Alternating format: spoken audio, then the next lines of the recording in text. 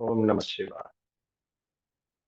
వ్యాస విరచిత సంస్కృత మహాభారతంలో ఆది పర్వంలో మనం 137వ అధ్యాయం చెప్పుకుంటున్నాం. ఇందులో పాండురాజుకి శ్రాద్ధ కర్మలన్నీ కూడా నిర్వహించిన తర్వాత కుమారుల యొక్క క్రీడా వర్ణనం అనేటువంటిది చేస్తున్నారు వ్యాసుడు వారు. ఆ బాల్య క్రీడల్లో భీమసేనుడి యొక్క ప్రతాపం, భీమసేనుడు కౌరవాదుల్ని బాల్య వయసులో కాస్త అల్లరి చేయడం అనేటువంటిది నేటి ప్రవచనంలో భాగంగా చెప్పుకుంటున్నా. ఈ బాల్య క్రీడా వర్ణనం అనేటువంటిది, విద్యాభ్యాసం అనేటువంటిది, అలాగే అస్త్ర విద్యా ప్రదర్శన అనేటువంటిది ఈ వీళ్ళ బాల్యంలో చెప్పుకోవాల్సినటువంటి అంశాలు ఇవన్నీ. ముందుగా ప్రార్థన చేద్దాం. ఓం శుక్లాంబరధరం విష్ణుం శశివర్ణం చతుర్భుజం ప్రసన్నవదనం ఛాయే సర్వవిఘ్నోపశాంతయే వ్యాసం వసిష్ఠనప్తారం శక్తేః పౌత్రమకల్మషం పరాశరాత్మజం వందే సుఖతాతం తపోనిధిం వ్యాసాయ విష్ణురూపాయ వ్యాసరూపాయ విష్ణవే నమో వై బ్రహ్మనిధయే వాసిష్ఠాయ నమో నమః. నారాయణం నమస్కృత్య నరం చైవ నరోత్తమం దేవీం సరస్వతీం వ్యాసం తతో జయముదీరయే.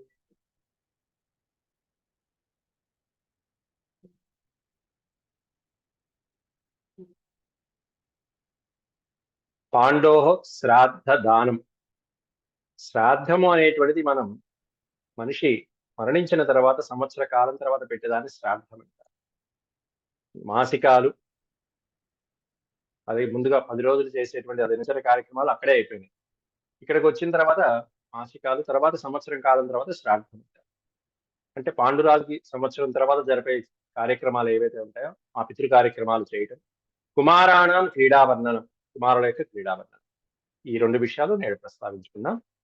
శ్రీ వైశంపాయన ఉవాచ తతక్షత్తా చ భీమశ్చ వ్యాసో రాజా చ బంధుభిః దదుశ్రాద్ధం తదా పాండోః స్వధామృతమయం తదా.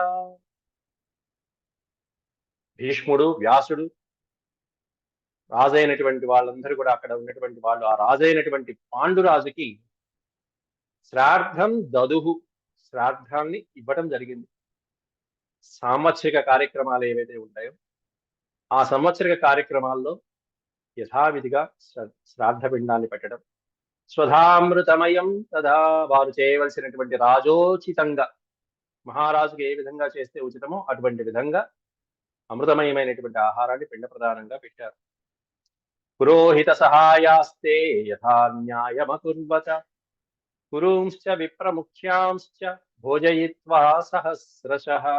పురోహిత సహాయాస్తే, పురోహితుల యొక్క సహాయంతో అటు బ్రాహ్మణులు, పురోహితులు, మంత్రులు యథాన్యాయం అకుర్వత, యథాన్యాయం అకుర్వత, పాండురాజుకి ఏ విధంగా సంస్కారాలు చేయాలో ఆ విధంగా అంతిమ సంస్కారాలని అకుర్వత జరిపించారు. కురుంశ్చ విప్రముఖ్యాంశ్చ భోజయిత్వా సహస్రశః. కురుముఖ్యులందరూ కూడా బ్రాహ్మణోత్తములైనటువంటి వాళ్ళందరికీ వేలాది మందికి భోజయిత్వా, చక్కగా అన్నపానాదులన్నీ కూడా ఏర్పాట్లు చేసి సంతృప్తికరంగా చేశారు పాండురాజు. సహస్రశ అంటే 1000, వేలాది మంది విప్రముఖ్యాంశ బ్రాహ్మణోత్తములైనటువంటి వాళ్ళకి భోజనాలు తినిపించి హాయిగా అన్నపానాదులకి ఎటువంటి లోటు లేకుండా చేసి కార్యక్రమాన్ని నిర్విఘ్నంగా సాగించారు. అందులో రత్నౌఘాన్ ద్విజముఖ్యేభ్యో దత్వా గ్రామవరాంస్తథా, అనేకమైనటువంటి రత్నాలు, వరాం గ్రామ అన్నాడు. వరాం గ్రామ అంటే శ్రేష్టమైనటువంటి గ్రామాలు. గ్రామాలలో ఉత్తమోత్తమైనటువంటి గ్రామాలు ఏవైతే ఉంటాయో అటువంటి గ్రామాలు. గ్రామవరాం దత్వా, ఎవరికి? ద్విజముఖ్యేభ్య, బ్రాహ్మణోత్తములైనటువంటి వాళ్ళకి అనేకమైన అగ్రహారాలు, గ్రామాలు మొదలైనటువంటివన్నీ కూడా దానంగా ఇవ్వడం జరిగింది. ఆ కార్యక్రమాలలో భాగంగా కృత శౌచాం తతస్పాండు తతస్తాంస్తు పాండవాన్ భరతర్షభాన్ ఆదాయ వివిషుః సర్వే పురం వారణాసాహ్వయం. కృత అంటే చేయటం. ఏం చేశారయ్య అంటే శౌచాం, సంవత్సరిక సూతకాలు ఏవైతే ఉంటాయో సంవత్సర కాలం పాటు వాళ్ళు ఏ విధంగా ఆచారాలతో విధిగా శాస్త్రబద్ధంగా శౌచంగా ఉండాలో అటువంటి శౌచాలనన్నీ కృతః పాటించారు పాండవులు, భీష్ముడు, ధృతరాష్ట్రుడు, విదురుడు మొదలైనవన్నీ. పాండవాన్ భరతర్షభ ఆదాయ వివిషు సర్వే, అన్ని కార్యక్రమాలు పూర్తి చేసుకుని శుద్ధమైన తర్వాత వాళ్ళందరూ కలిసి మళ్ళీ పురం వారణసాహ్వయం, మళ్ళీ హస్తినాపురం, వారణము అనే పదానికి అర్థం ఏనుగు, హస్తి అన్న ఏనుగు, హస్తినాపురం, వారణాసాహ్వయం మళ్ళీ హస్తినాపురానికి అప్పుడు తిరిగి వెళ్ళారట. అంటే అప్పటి వరకు ఎలా ఉన్నారంటే అక్కడ ఎక్కడైతే కార్యక్రమాలు నిర్వహించారో అక్కడే సంవత్సర కాలం పాటు వాళ్ళు నిష్ఠగా ఏ విధమైనటువంటి శాస్త్రబద్ధంగా అక్కడ కార్యక్రమాలు ప్రతి నెల చేయవలసి ఉన్నాయో అవన్నీ చేసుకుంటూ వచ్చారు.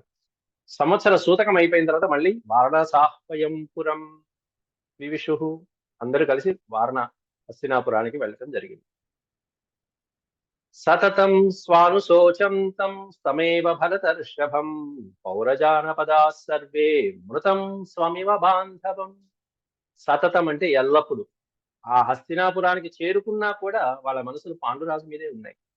స్వానుశోచంతస్తమేవ భరత ఋషభం, భరత ఋషభుడైనటువంటి ఆ పాండురాజునే తలుచుకుంటూ, ఆ మహానుభావుని తలుచుకుంటూ అటు రాజులు, పౌర జానపదులు సర్వే మృతం స్వమేవ బాంధవం, తన బంధువు అమితమైనటువంటి ఆత్మీయులు మరణిస్తే ఏ విధంగా బాధపడతారు, స్వమివ బాంధవం మృతం, తమ బంధువులు మరణిస్తే ఏ విధంగా శోకిస్తూ ఉంటారో బాధపడుతూ ఉంటారో అలా సర్వే పౌర జానపద, ప్రజలందరూ కూడా అంత బాధపడుతున్నారు పాండురాజు యొక్క మరణానికి. శ్రాద్ధావసానే తు తదా దృష్ట్వా తం దుఃఖితం జనం సమ్మూఢాం దుఃఖశోకార్తాం వ్యాసో మాతరమబ్రవీత్. శ్రాద్ధ అవసానే, అవసానే అంటే అయిపోగా, శ్రాద్ధ కార్యక్రమాలన్నీ అయిపోయి కాస్త అందరూ స్థిమిత పడ్డారు అని తెలుసుకున్న తర్వాత తం దుఃఖితం జనం, జనులందరూ దుఃఖించారు, కాస్త ఆ బాధ నుంచి ఇప్పుడిప్పుడే తేరుకుంటున్నారు అనుకుంటూ ఉండగా సమ్మూఢాం దుఃఖ శోకార్తాం వ్యాసో మాతరమబ్రవీత్, వ్యాసుడు వచ్చి మాతరం అబ్రవీత్, వ్యాసుడు తన తల్లితో ఈ విధంగా చెప్తున్నాడు. ఎవరు తల్లి? వ్యాసుడిని కన్న తల్లి. వ్యాసుడికి పరాశర మహర్షికి పుట్టినటువంటి వాడు వ్యాసుడు. పరాశర మహర్షికి సత్యవతి ద్వారా పుట్టినటువంటి వాడు, మత్స్యగంధి సత్యవతి. ఆ సత్యవతి దగ్గరికి వెళ్ళి మా తల్లి అయినటువంటి సత్యవతితో వ్యాసుడు అంటున్నాడు, అమ్మా ఇక నువ్వు బయలుదేరచ్చు, ఇక్కడి నుంచి వెళ్ళిపోవచ్చు, ఆసన్నమైంది, సమయం ఆసన్నమైందమ్మా, బయలుదేరదు. ఎందుకయ్యా అంటే కారణాలు చెప్తున్నాడు. అతిక్రాంత సుఖాకాల, నువ్వు సుఖాలు అనుభవించిన కాలం అయిపోయిందమ్మా. వ్యాస భగవానుడి అత్యద్భుతమైనటువంటి పాత్ర ఈ మహాభారతంలో. ఎక్కడ ఎంతవరకు చెప్పాలి అంతవరకు వచ్చి అలా చెప్పేసి వెళ్ళిపోతాడు. ఏ విషయం చెప్పాలి అంతవరకు చెప్పి వెళ్ళిపోతాడు. పాండవులకి అంతే, కౌరవులకి అంతే, ధృతరాష్ట్రుడికి అంతే, విదురుడికి అంతే, ఇక్కడ తల్లికి అంతే. అతిక్రాంత సుఖాః కాలాః, సుఖాః కాలాః అతిక్రాంత, అమ్మా సుఖపడేటువంటి కాలం అతిక్రాంత అయిపోయింది, ఇక నువ్వు సుఖపడే కాలం అయిపోయింది, ఇక్కడి నుంచి రాబోయేవన్నీ కష్టాలు, ఇవి నువ్వు భరించలేవు. అతిక్రాంత సుఖాః కాలాః పర్యుపస్థిత దారుణాః, సుఖపడేటువంటి కాలం అయిపోయింది. పర్యుపస్థిత, ఉపస్థిత అంటే ఇక రాబోయేటువంటి కాలం ఎటువంటి కాలం? దారుణ కాల, దారుణమైనటువంటి కాలం సమీపిస్తున్నది, అతి దారుణమైనటువంటి కాలం సమీపిస్తున్నది. శ్వశ్వః అంటే రాను రాను, ముందు ముందు. శ్వశ్వః, శ్వః అనే పదానికి అర్థం సంస్కృతంలో రేపు. శ్వశ్వః అంటే రాను రాను, రోజు రోజు గడుస్తున్న కొద్దీ ముందు రోజు కంటే తర్వాత రోజు ఇంకా ఘోరం, ఈ రోజు కంటే రేపటి రోజు ఇంకా ఘోరం, అంత ఘోరంగా. స్వస్వ పాపిష్ట దివసాః, పాపిష్ట దివసాః, దివసాః అనే పదానికి అర్థం రోజులు. ఎటువంటి రోజులు? ఇక రాబోయే రోజులన్నీ పాపిష్టమైనటువంటి పాపకార్యాలతో కూడుకున్నటువంటి భ్రష్టమైనటువంటి రోజులు రాబోతున్నాయి. ఇటువంటి రోజులకి పృథివీ గత యవ్వనౌ, భూమాత కాస్త యవ్వనౌ గతః, తన యవ్వనాన్ని కోల్పోయి ఇక పృథివీ నశించే సమయం ఆసన్నమే. భూమాతే తల్లడిల్లిపోయేటువంటి సమయం ఆసన్నమైంది. ఇక మామూలు మనబోటి వాళ్ళం మామూలుగా భూమాతే ఆ విధమైనటువంటి యవ్వనాన్ని కోల్పోయి శోకస్థమైపోయేటువంటి సమయం ఆసన్నమైందంటే, బహుమాయా సమాకీర్ణో నానాదోష సమాకులః లుప్త ధర్మ క్రియాచారో ఘోరః కాలో భవిష్యతి. ఎటువంటి కాలం రాబోతున్నదో చెప్తున్నాడు ఇక్కడ వ్యాసుల వారు. కాలః భవిష్యతి, కాలం రాబోతున్నది. ఎటువంటి కాలం? బహుమాయా సమాకీర్ణ, అనేకమైనటువంటి మాయలతో సంకీర్ణమైనటువంటి సమ్మిళితమైనటువంటి కాలం. నానా దోష సమాకుల, అనేకమైనటువంటి దోషాలు కలిగినటువంటి కాలము. లుప్త ధర్మ క్రియాచారు, లుప్త అనే పదానికి అర్థం ఏంటంటే లోపించిన, తగ్గిన అని అర్థం. లుప్త అంటే క్షీణించిన. ధర్మ క్రియాచారములైనటువంటివి ఏవైతే ఉంటాయి, ఇది ధర్మము, యజ్ఞాలు ఆచరించడం గాని, లేకపోతే భగవత్ సేవ ఆరాధన తత్పరత గాని, బ్రాహ్మణ సేవ గాని, గోసేవ గాని, ఇట్లాంటి ధర్మక్రియాచారాలు లుప్తం అయిపోతాయి. క్రమక్రమంగా రాను రాను దిగిపోతూ ఉంటాయి, తగ్గిపోతూ ఉంటాయి. అటువంటి ఘోరమైనటువంటి కాలో భవిష్యతి, రాబోతుంది. ఎవరి వలన? దీనికి అందరికీ మూల కారకుడు ఒకే ఒక్క ముక్కలు చెప్పేస్తున్నాడు. కురూణామనయాచ్చాపి పృథివీన భవిష్యతి. కేవలం కురూణాం అనయచ్చాపి, అనయాచ్చాపి అంటే కౌరవుల యొక్క దురాగతాల వలన. కేవలం ఈ కౌరవులు ఎవరైతే పాండవులు కాదు, కౌరవుల యొక్క దురాగతాల వలన పృథివీ నా భవిష్యతి, ఇక భూమాత ఉండదు. భూమాతకి ఒక రకంగా భూమాత భారం తగ్గించుకోవడం కోసమే ఇవన్నీ జరిగిస్తున్నాడు శ్రీకృష్ణ పరమాత్ముడు. కాబట్టి భూమి ఆ విధంగా క్షీణించేటువంటి దశ, ఆ కాలము సమీపించింది. కాబట్టి గచ్చత్వం, ఇక నువ్వు వెళ్ళిపో అమ్మా, ఇక్కడి నుంచి ఖాళీ చేసి వెళ్ళిపో, రాజభవనాన్ని ఖాళీ చేసి వెళ్ళిపో, ఆశ్రమం చూసుకోపో. గచ్చత్వం యోగమాస్థాయ యుక్త వస తపోవనే. తపోవనే వస, వస అంటే నివసించు, వస నివసనే, తపోవనే నివస. ఇక నువ్వు తపోవనాలకి, ఆశ్రమాలకి వెళ్ళి అక్కడ నువ్వు కాలం గడుపు. అక్కడ కూడా ఎలా జీవించాలి? యోగమాస్థాయ, చక్కటి యోగమైనటువంటి యోగ స్థితిని పొంది వనవాసాలలో ఏ విధంగా జీవించాలో ఆ విధంగా జీవించి నీ తనువుని విడిచిపెట్టడమే మార్గమమ్మా. మా ద్రాక్షీస్త్వం కులస్యాస్య ఘోరం సంక్షయమాత్మన. మా ద్రాక్షి, ద్రాక్షీత్ అంటే చూడటం, మా అద్రాక్షీత్ విడదీస్తే మా అద్రాక్షి. మా అంటే నువ్వు చూడలేవు, ఇటువంటి దురాగతాల్ని, ఈ దుర్మార్గాలని నువ్వు చూడలేవు. మా ద్రాక్షీస్త్వం కులస్యాస్య, ఎందుకంటే ఈ కులానికి నువ్వు ఎంతో చేశావు.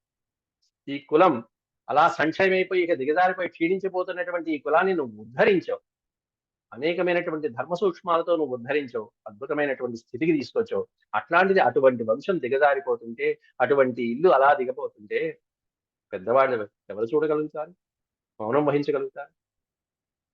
కాబట్టి అలాంటి దోషాలు ఉన్నటువంటి స్థానంలో నువ్వు ఉండలేవు, నువ్వు వెళ్ళిపో అని వ్యాస భగవానుడి తల్లికి చెప్తున్నాడు. ఇక మా ద్రాక్షీస్తం కలస్యాస్య ఘోరం సంక్షయమాత్మన. సంక్షయం అంటే క్షయము అంటే నాశనం, సంక్షయం. ఇలాంటి నాశనమైపోతున్నటువంటి ఘోరమైనటువంటి వంశ కలిలో నువ్వు ఉండలేవమ్మా. కాబట్టి ఆశ్రమాలకి వెళ్ళి యోగాభ్యాసాన్ని ఆశ్రయించు అనేటప్పటికీ సత్యవతి కాస్త కుమారుడు చెప్పినటువంటి, వ్యాస భగవానుడు చెప్పినటువంటి ఆ మాటలకి తథేతి, ఒకే ఒక్క మాట సమాధానం చెప్పింది. తథాస్తు, అలాగే నాయన అని. ఇంకేమల్లా, ఎందుకంటే ఆయన యొక్క శక్తి ఏంటో తెలిసినటువంటి తల్లి తథేతి సమనుజ్ఞాయ, ఆయన యొక్క ఆజ్ఞకి తథా ఇది, అలాగే నాయన అని ఒక్క మాట చెప్పింది. వెళ్తున్నాను, ఫినిష్. తథేతి సమనుజ్ఞాయ సా ప్రవిశ్య అబ్రవీత్ స్నుషాం. సా ప్రవిశ్య, ఇంకొకళ్ళతో కూడా ఈ విషయాలు చర్చించింది. ఎవరితో అంటే స్నుషాం. స్నుష అంటే కోడలు. పుత్రుడు మరణించినటువంటి బాధలో ఉన్నటువంటి అంబాలికతో ఈ విషయాలన్నీ చర్చించింది. పాండురాజు మరణానికి అంబాలిక చాలా పుత్రశోకంలో ఉంది. ఆవిడ యొక్క అంతఃపురంలోకి ప్రవేశించి ఈ విషయాలన్నీ చర్చించి నేను వెళ్తున్నాను అని ఆవిడని చెప్పి, ఆవిడ్ని ఒప్పించి, ఈ విషయాలు నేను అంబాలిగా వెళ్తున్నాము అనే విషయాన్ని మళ్ళీ వెళ్ళి అంబికకి చెప్పింది. ధృతరాష్ట్రుని తల్లి అయినటువంటి అంబికకి చెప్పింది. అంబిక అనేది సంబోధన వాచకం. ఓ అంబిక అని సంబోధన వాచకం.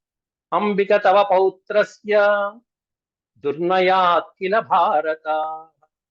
అక్కడేమన్నా కౌరవుల యొక్క దురాగతాలకి భూమాత ఉండదు అని వ్యాసుల వారు చెప్తే, ఇక్కడ సత్యవతీదేవి స్పష్టంగా చెప్పింది ఎవరికంటే అంబికకి.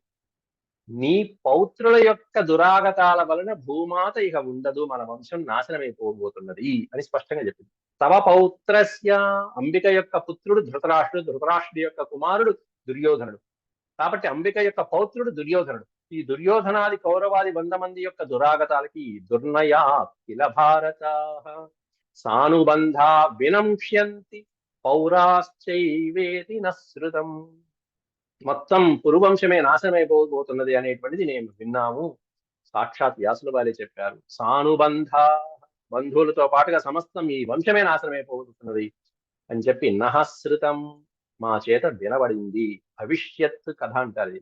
వ్యాసుల వారు ఇలా భవిష్యత్ పురాణం వచ్చి అక్కడక్కడ చాలా మందికి, ధర్మరాజుకి చెప్తాడు, ధృతరాష్ట్రుడికి చెప్తాడు, ఈయనకి చెప్తారు, ఎంతో మందికి అవసరమైనటువంటి సమయంలో వచ్చి భవిష్యత్తు జరగబోతున్నది ఇదా, కాబట్టి ఎవరు ఎలాంటి జాగ్రత్తలు తీసుకోవాలో అలా జాగ్రత్తలు తీసుకునే వాళ్ళు ఉన్నారు, తీసుకోనటువంటి మూర్ఖులు నాశనం అయిపోయారు.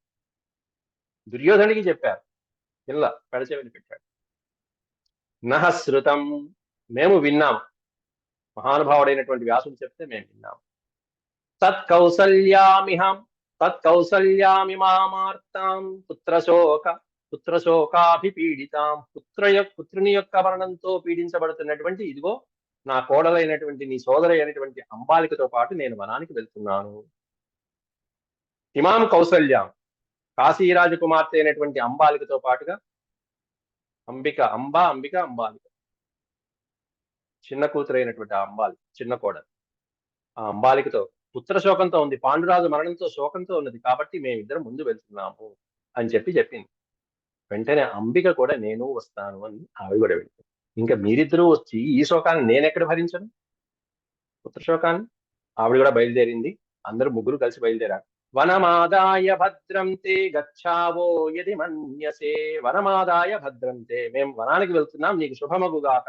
తే భద్రం, భద్రం అనే పదం ఎప్పుడు వచ్చినా శుభమగుగాక, స్వస్తి అన్న, భద్రం అన్న శుభకరమైనటువంటి వచనాలు, మంగళప్రదమైనటువంటి వచనాలు. భద్రం తే, నీకు శుభమగుగాక అంటూ తల్లి దీవించింది అక్కడ అత్తగారు. గచ్చావో యది మన్యసే, గచ్చావహ అనే పదానికి అర్థం ఏంటంటే మేమిద్దరము వెళ్తున్నాము అన్నట్టు. ఈ చివరక్షరం వహ అనే అక్షరానికి అర్థం ఏంటంటే ఇద్దరు, ద్వివచనం. గచ్చావహ అంటే నేను అంబాలిక కలిసి వెళ్తున్నాము, యది మన్యసే, నువ్వు అనుమతిస్తే, నీకు ఇష్టమైతే, అందుకని చెప్పి వెళ్తున్నారు. వెంటనే ఆవిడ కూడా ఒకే మాట అన్నది, తథేత్యుక్త్వా, తథా ఇది, అలాగేనమ్మా. ఇంత చెప్పాక ఇంకా వ్యాసుల వారే చెప్పాక తిరిగే ఉంది దానికి. తథేత్యుక్త్వా త్వంబికాయ భీష్మమామంత్ర్య సువ్రత, ఆవిడతో చెప్పిన తర్వాత ఇంకొకళ్ళతో కూడా చెప్పింది. భీష్మమామంత్ర్య, భీష్ముడితో కూడా ఆలోచన చేసింది. ఆమంత్ర్య అంటే సమాలోచన చేయడం. ఈ విషయాలన్నీ భీష్ముడితో కూడా చెప్పి, అయ్యా నేను వెళ్తున్నాను ఆయన, జాగ్రత్తగా చూసుకో. సువ్రత, వ్రతాన్ని చక్కగా ఆచరించగలిగినటువంటి ఆవిడ సువ్రత అని పిలువబడతారు. ఆలోచన, మంత్రాంగము, రాజనీతి అన్ని తెలిసినటువంటి ఆవిడ సత్యవతీదేవి. ఆవిడ భీష్ముడికి కూడా చెప్పి అంబికతో పాటుగా వెళ్తున్నది. వనం యయౌ సత్యవతి స్నుషాభ్యాం, ఇక్కడ అంబిక కూడా వెళ్తుంది అని చెప్పలా, కానీ ఎక్కడ చెప్పారంటే ఈ ఒక్క పదంలో చెప్పారు. స్నుష అంటే కోడలు, స్నుషాభ్యాం అంటే ద్వివచనం, ఇద్దరు కోడళ్ళని తీసుకుని సత్యవతీదేవి బయలుదేరింది వనానికి అని అర్థం. అంటే అంబిక కూడా వెళ్తుంది అని అర్థం. వనం యయౌ సత్యవతి స్నుషాభ్యాం సహ భారత తాహ సుఘోరం తపస్తత్వా, తాహ అంటే వాళ్ళందరూ కలిసి అక్కడ ఆ వనంలో వాళ్ళు వెళ్ళినటువంటి ప్రదేశం ఏమీ చెప్పలేదు. ఆ తపోవన భూమికి వెళ్ళి సుఘోరం తపస్తత్వ, ఘోరమైనటువంటి అతి కఠినమైనటువంటి తపస్సు ఏదైతే ఉంటుందో దాన్ని ఆచరించి, దేవ్యో భరత సత్తమ దేహం త్యక్వా మహారాజ గతిమిష్టాం యయుస్తథా, ఇష్టాం గతిం యయుహు, యయుహు అంటే వెళ్ళెను అని. ఇష్టమైనటువంటి గతికి, వాళ్ళు ఏదైతే ఏ మార్గాన్నైతే కోరుకున్నారో, ఏ మార్గాన్నైతే ఎంచుకున్నారో ఆ మార్గానికి దేహం త్యక్వా ఇష్టాం గతిం యయుహు, దేహం త్యక్వా, ఆ దేహాలని విడిచిపెట్టి వాళ్ళ ఇష్టమైనటువంటి, వాళ్ళు కోరుకున్నటువంటి లోకాలకి చేరుకున్నారు సత్యవతీదేవి, అంబిక, అంబాలికలు ముగ్గురు కూడా. ఇలా వీళ్ళ పాత్రలు భారతంలో ఇంతటితో ముగిసాయి. అంబిక, అంబాలిక, సత్యవతీదేవి పాత్రలు ముగ్గురివి ముగిసాయి. కౌరవ వంశంలో పెద్దవాళ్ళైనటువంటి వాళ్ళు, వంశాన్ని నిలబెట్టినటువంటి వాళ్ళు, అలాగే వ్యాస భగవానుడు, భీష్మాచార్యుడు, ధృతరాష్ట్రుడు, పాండురాజుని వీళ్ళని కన్నటువంటి మాతలు, వీరమాతలు, వాళ్ళు కాస్త తనువు చాలించారు. ఇక్కడి నుంచి వైశంపాయన ఉవాచ, అథాప్తవంతో వేదోక్తాన్ సంస్కారాన్ పాండవాంస్తదా. వేదోక్తమైనటువంటి సంస్కారాలన్నీ పాండవులు పొందడం జరిగింది. ఇక్కడి నుంచి భీమసేనుడి యొక్క అల్లరి ఎలా ఉంటుంది? పాండవుల అల్లరిలో భీమసేనుడిది మాత్రమే చెప్పుకోవాలి, మిగతా వాళ్ళు పెద్దగా అల్లరి వాళ్ళు కాదు. అయితే భీమసేనుడి అల్లరికి దుర్యోధనుడి అల్లరికి చాలా తేడా ఉంది. అదేంటో వ్యాసుల వారే చెప్తారు. ముందు భీమసేనుడి యొక్క అల్లరి బాల్యంలో. అథాప్తవంతో వేదోక్తాన్ సర్వాన్ సంస్కారాన్ పాండవాంస్తదా. సర్వ సంస్కారాలు వేదోక్తంగా చేయవలసినవన్నీ ఏవైతే ఉన్నాయో అవన్నీ పొందారు పాండవులు, పంచపాండవులు. సంయవర్ధంత భోగాంస్తే భుంజానా పితృవేష్మని. పితృవేష్మని అనే పదానికి అర్థం వేష్మ అంటే సదనము, భవనము అని, నివాసము. పితృవేష్మని పాండురాజు యొక్క నివాసమునందు, ఆ రాజ్యములో ఇన్నాళ్ళు వనవాసంలో ఉన్నారు. ఇప్పుడు పాండురాజు యొక్క భవనంలో హాయిగా రాజభవనాలలో, రాజప్రాసాదాలలో భోగాంస్తే భుంజాన, అనేకమైనటువంటి భోగాలని అనుభవిస్తూ, భుంజాన అంటే తింటం ఒక అర్థము, అనుభవిస్తూ, ఏమనుభవిస్తూ అంటే రాజ్యభోగాలని అనుభవిస్తూ బాల్యంలో పొందవలసినటువంటి సుఖాలను అనుభవిస్తున్నారు. ధార్తరాష్ట్రైశ్చ సహితాః క్రీడంతో ముదితా సుఖం. ధార్తరాష్ట్రులు అంటే ధృతరాష్ట్రుని కుమారుని ధార్తరాష్ట్రులు అంటారు. ధృతరాష్ట్రుని కౌరవులు 100 మంది. ఆ కౌరవాదులతో సహితాహ క్రీడంతో, వాళ్ళతో పాటుగా ఆడుతున్నటువంటి ఆ పాండవులు ముదితాహ సుఖం, చాలా ఆనందం పొందుతూ ఉండేవాడు. 105, 106 చెప్పాలి, ఎందుకంటే వాళ్ళు 101 మంది, యుయుత్సుడితో కలుపుకుని 101 మంది, వీళ్ళు పాండవులు 5, 106. అయితే బాలక్రీడాసు సర్వాసు, సర్వాసు అంటే ఆ క్రీడలన్నిటిలో, చిన్నపిల్లల ఆటలన్నిటిలో కూడా విశిష్టా తేజసా భవన్. విశిష్టా తేజస, తేజస్సు అంటే బలపరాక్రమాలతో విశేషంగా రాణించింది ఎవరయ్యా అంటే జవే లక్ష్యాభిహరణే భోజ్యే పాంసు వికర్షణే ధార్తరాష్ట్రాన్ భీమసేన సర్వాన్ పరిమర్ధతి. భీమసేన, ఈ భీమసేనుడు మొత్తం సమస్తమైనటువంటి ధార్తరాష్ట్రుని 101 మందిని కూడా అన్ని ఆటల్లో ఓడించేవాట. ఏమిటంటే జవే, వేగంలో, పరిగెత్తడంలో కానీ వేగంలో కానీ, వేగంగా ఆడేటువంటి ఏ ఆటల్లో అయినా సరే. లక్ష్యాభిహరణి, లక్ష్యం చూసి సమర్థంగా పోటీ పెట్టుకుని ఓ పందెం పెట్టుకుని ఆటంలో మొట్టమొదటి ఉండేవాట భీమసేనుడు, ఓ లక్ష్యం పెట్టుకుని ఆడటం. అలాగే భోజ్యే, భోజ్యే అంటే తినటంలో, హాయిగా విందులు విలాసాలు ఆరగించడంలో మొట్టమొదటి ఉండేవాట.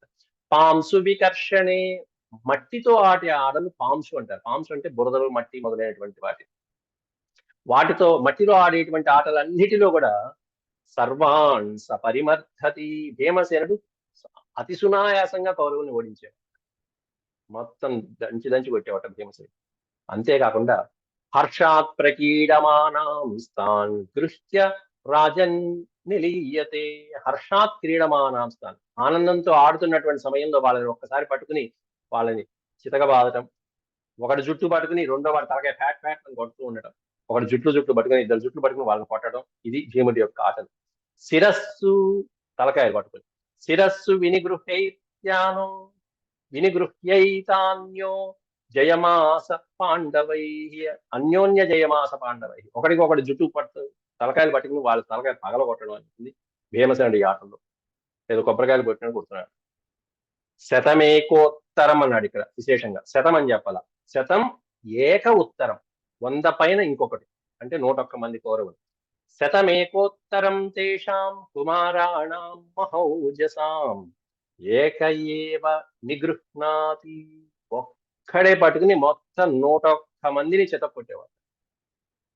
మహౌజసాం, మహా తేజస్శాలి అయినటువంటి భీమసేనుడు ఏక ఏవ నిగృహ్ణాతి, ఒక్కడే మొత్తం అందరిని ఓడించేవాడు. నాతి కృచ్ఛ్రాద్ వృకోదర, వీడితో ఎవరు పోటీ పడలేకపోయాడు. వృకోదరుడితో, భీమసేనుడితో ఎవరు పోటీకి రాలేకపోయాడు. మళ్ళీ మొన్నాడు మళ్ళీ ఆటలు మావులే, వీడిని ఎలాగైనా ఓడించాలి, ఏదో ఒక రకంగా ఓడించాలి. కచేషు చ నిగృహ్యైనాన్ వినిహృత్య బలాద్ బలి చకర్ష క్రోశతో భూమౌ కృష్ణజాను శిరోంసకాన్. ఇక వాళ్ళ ఆటల్లో, విపరీతమైనటువంటి ఆటల్లో కచేషు నిగృహ్యైతాన్, వాళ్ళని పట్టుకుని రకరకాలైన ఆటలు ఆడుతూ ఒక్కొక్కరిని కింద పడేయటం, కొట్టడం, వాళ్ళని పట్టుకుని ఈడ్చుకుంటూ ఈడ్చుకెళ్తూ ఉంటే చకర్ష అంటే ఈడ్చుకెళ్ళటం. నేల మీద పడేసి ఈడ్చుకెళ్తూ ఉంటే కౌరవులందరికీ వాళ్ళకి దోక్కులు పోయి మొత్తం శరీరం అంతా తలలు ఆక్రోశంతో వాళ్ళు భూమి మీద పడిపోయి దొల్లుతూ ఓ పక్కన కృష్ణజాను శిరోంసకాన్, చేతులు దోక్కుపోయి, మోకాలు దోక్కుపోయి, శిరస్సు, తలకాయలు దోక్కుపోయి రక్తం కారుకుంటూ ఉండేవాడు. రోజుకు ఒక బ్యాండేడ్. అట్లా ఉండేటువంటి వాడు కౌరవుల ఆటల్లో భీమసేనుడి యొక్క అల్లరి. అయితే ఒక్కొక్క తడవికి 10 మంది పిల్లల్ని వాళ్ళ చేతుల్లో ఇలా పట్టుకుని భీమసేనుడు నీళ్ళలో ముంచేసేవాడు. కౌరవులు ముంచేసి వాడిని అలాగే లోపలికి వెళ్ళిపోయి వీడు నీళ్ళల్లోనే ఉంటూ వాడు బాబోయ్ మేము చచ్చిపోతున్నాం రా అనే సమయాన్ని పైకి లేపాడు. తక్కువ ఇది ఒక్కోసారి తలుపులు గదుల్లో పెట్టి తలుపులు వేయడం ఇట్లాంటివన్నీ చిన్న ప్రతి వాళ్ళ వయసులో ఉండేవి ఇవన్నీ. దశ అంటే 10 మంది కౌరవులు. దశ బాలాం జలే, జలే అనే పదార్థం నీళ్లలో. దశ బాలాం జలే క్రీడన్ భుజాభ్యాం పరిగృహ్య సహ అంటే భీమసేనుడు అతని యొక్క భుజాలను ఇటైదుగురిని సంకలో ఎరుగుచ్చుకుని 10 మందిని నీళ్లలో దించేసి ఒక్కసారిగా ఆస్తేస్మ, అలాగే నీళ్లలో ఉండేవాట. ఆస్తేస్మ సలిలే మగ్నో మృతకల్పాన్ విముంచతే. విముంచతే, ఎప్పుడైతే వాళ్ళు గుడ్డు తెలిసిగా కళ్ళు బయలు గమ్ముతాయో అప్పుడు పైకి లేపేవాట. ఇప్పుడు రంటే పైకి లేంటే. మృతకల్పాన్ అంటే మృతప్రాయులైనప్పుడు మాత్రమే విముంచతి, అప్పుడు విడిచిపెట్టేవాట. ఎంత అల్లరి ఇది. అంతేకాదు, ఎప్పుడైనా వీళ్ళు చెట్లకి కాస్త ఆకులు ఫలాలు ఏమైనా తిందామని చెప్పి చెట్లెక్కితే ఈ భీమసేనుడు చెట్టు నూపి కింద పడేసేవాట మొత్తం. ఒక కాలుతో ఒక తన్ను అంటే మొత్తం చెట్టు అంతా బేరం అనేది. ఫలాని వృక్షమారుహ్య విచిన్వంతి చ ఏతదా. ఫలాని వృక్షమారుహ్య, ఫలవంతమైనటువంటి వృక్షాన్ని ఎక్కి పళ్ళు కోసుకుందామని చెప్పి కౌరవులు ఎక్కితే ఆ చెట్టును కాస్త తదా పాద ప్రహరణైన, కాలుతో ఒక్క తన్ను తంతే చెట్టు కాస్త ధామని కింద పడిపోయేది. వీళ్ళందరూ బోర్మంటి కాళ్ళు చేతులు వెరకొట్టుకునేవాళ్ళు. భీమ కంపయతే ద్రుమాన్, పాద ప్రహరణంతో ఆ చెట్టును ఒక్కసారి కంపింపజేసి దాన్ని కింద పడేసి వాళ్ళందరినీ కింద పడేసేవాట. ప్రహార వేగాభిహత ద్రుమ, అతడు పాదంతో కొట్టినటువంటి ఆ వేగానికి ఆ చెట్టు కాస్త వ్యాఘూర్మితాస్తత, ఒక్కసారిగా కంపించిపోయి గిలగలలాడిపోయి చెట్టుగా ఎందుకుగా మృతప్రాయమైపోయే విధంగా పడిపోయేది ఆ చెట్టు కాస్త. సఫలా ప్రపతంతి, ఈ కౌరవులు ఎలా పడేవాళ్ళట? సఫలా ప్రపతంతి, ఆ చెట్టుకున్నటువంటి పళ్ళతో పాటు పడిపోయేవాళ్ళట. సఫలా ప్రపతంతి స్మ ద్రుమాత్ కుమారక. ద్రుమము అంటే వృక్షం. అక్కడ ఉన్నటువంటి ఆ ద్రుమము ఆ చెట్టుకున్నటువంటి పళ్ళతో పాటుగా కుమారక, కౌరవులందరూ చెట్టుపై నుంచి పడిపోయేవి. కేచిత్ భగ్న శిరః, కొంతమందికి తలలు ముక్కలైపోయేవి. కేచిత్ భగ్న శిరః, భగ్న, శిరస్సు భగ్నమైపోయేది. కేచిత్ భగ్న శిరోరస్కాః, కేచిత్ భగ్న కటీ ముఖాః, నడుము విరిగేవాళ్ళు, కాలు చేతులు విరగొట్టుకునేవాళ్ళు కొంతమంది. అందరికీ తీపి గుర్తులే. భీముడి వలన అందరికీ ప్రతి వాడికి స్టాంపు చిన్న వయసులోనే పడిపోయినవాడు. అంటే వీళ్ళందరికీ రాబోయే మహాభారత సంగ్రామంలో భీమసేనుడితో పెట్టుకుంటే ఎలా ఉంటుంది అనేటువంటి బాల్య వయసులోనే జస్ట్ ఒక రిహార్సల్ లాగా వేసాడు. నిపేతుర్భ్రాతర సర్వే భీమసేన భుజాబ్ధితా, భీమసేనుడి యొక్క భుజపరాక్రమాలతో వాళ్ళు ఆక్రోశించిపోయేవాడు. అయినా మళ్ళీ ఆటవి మొదలే. నతే నియుద్ధే నజవే నయోగ్యాసు కదాచన కుమారా ఉత్తరం చక్రుః స్పర్ధమానా వృకోదరం.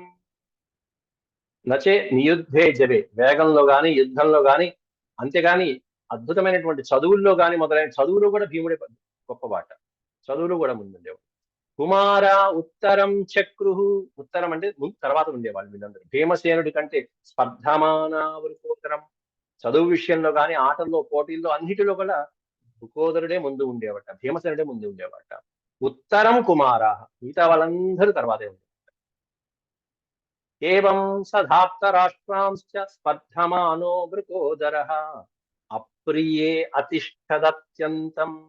ఇలా కౌరవులకి ఎంతసేపు కూడా భీమసేనుడు అప్రియం అతిష్ఠత్, అనేకమైనటువంటి అప్రియమైన కార్యక్రమాలే చేసేవాట ఆటల్లో. వాళ్ళకి ఇష్టం లేనివి, వాళ్ళకి ఇబ్బంది కలిగించేవే చేసేవాట. కానీ ఇన్ని చెప్పినటువంటి వ్యాసుడు 10-15 శ్లోకాలలో భీమసేనుడి యొక్క అల్లరి గురించి చెప్పి చివరికి ఒక్క టైటిల్ ఇస్తున్నాడు. అద్భుతమైనటువంటి టైటిల్ ఏంటంటే బాల్యాన్న ద్రోహ చేతస. ఇది చాలా ముఖ్యమైనది. భీమసేనుడు ఇంత అల్లరి చేస్తాడా, ఇంత ఏడిపించాడా, చిన్నప్పుడే కౌరవులు నిన్ను ఏడిపించాడా అంటే ఇవన్నీ కూడా బాల్యాత్, మనసులో ఎటువంటి కల్మషము లేకుండా బాల్య చేష్ట వలన చేసినవే తప్ప నద్రోహ చేతస అని వ్యాసుడు వారు పట్టం కట్టేశారు. మనసులో కించిత్ ద్రోహం చేయాలి, వాళ్ళకి ప్రాణాపాకారం చేయాలనే తపన భీమసేనుల్లో కొంచెం కూడా లేదు. నా ద్రోహ చేతస, ద్రోహం చేయాలనే తపనతో చేయాలి ఎంతసేపు. బాల్య వయసులో వచ్చినటువంటి ఆ క్రీడలతో వచ్చేటువంటి స్పర్ధతోనే చేశాడు తప్ప, కానీ దుర్యోధనుడు మాత్రం దీనికి భిన్నంగా ఆచరించాడు. అది ఎలా చేశాడు అనేది రేపటి పాఠంలో మనం చూద్దాం. దుర్యోధనుడి యొక్క చేష్టంతా దీనికి భీమసేనుడికి వ్యత్యస్తంగా ఉంటుంది, భిన్నంగా ఉంటుంది.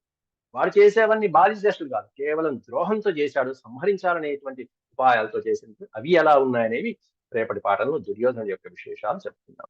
ఓం శాంతి శాంతి శాంతి. యదక్షరవద భ్రష్టం మాత్రాహీనం చ యద్భవేత్ తత్సర్వం క్షమ్యతాం దేవనారాయణ నమోస్తుతే.